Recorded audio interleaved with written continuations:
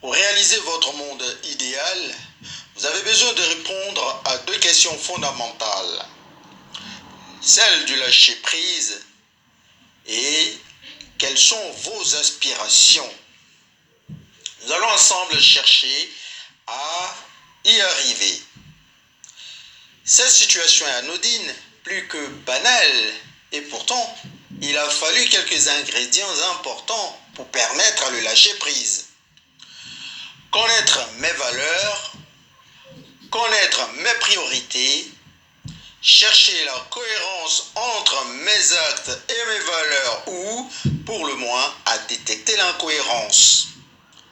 Facile, direz-vous, quand il s'agit de lâcher prise à une situation aussi simple.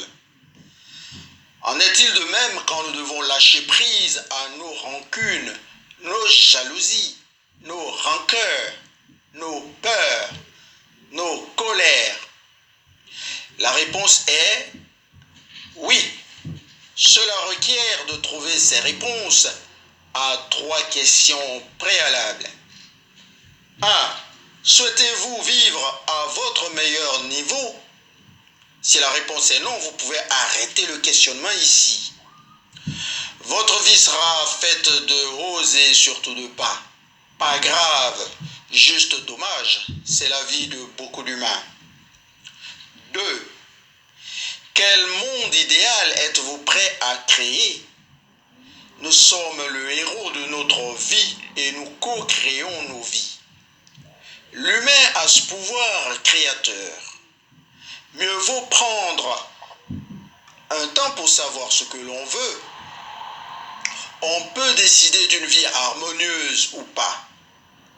La différence peut sembler subtile, mais est pourtant essentielle et elle commence à l'intérieur de nous-mêmes.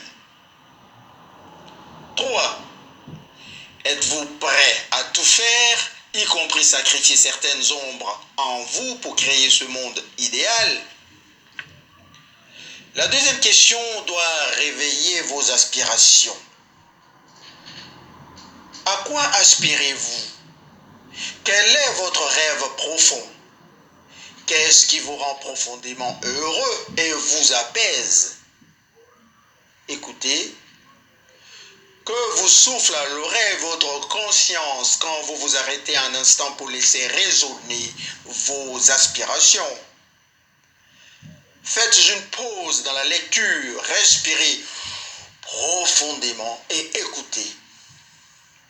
Notez ce qui vient. Puis prenez un temps pour identifier les 7 ou 8 valeurs qui vous paraissent vitales pour pouvoir dire: si je vis guidé par ces valeurs, en cohérence avec elles, quoi qu'il arrive, réussite ou échec matériel, ma vie aura valu la peine d'être vécue. Cela éveillera le contentement, ce qui est différent du plaisir. En laissant décanter un peu vos aspirations et vos valeurs, les priorités vont émerger.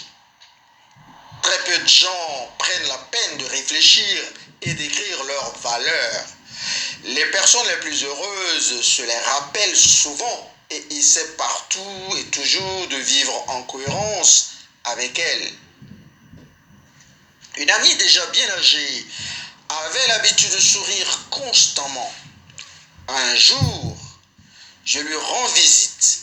Elle traversait une passe difficile.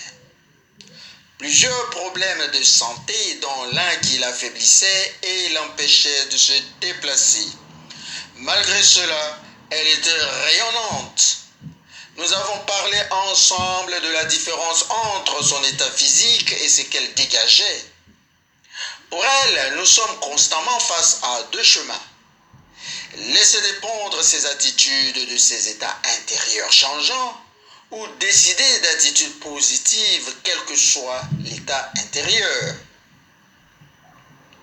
Elle était de la trempe de ceux qui décident de leur vie. Elle me confiait que la seule difficulté consistait à se poser la question: qui je veux être, celle qui se plaint ou celle qui sourit? La réponse était immédiate, mais c'était important de se la poser. Le nombre d'actes que nous posons dans une journée est limité. Le nombre d'actes dans une vie est limité. Celui ou celle qui prend la véritable mesure de ce constat comprend qu'il n'a plus de temps à perdre avec ce qui n'est pas ses priorités. Portez-vous bien.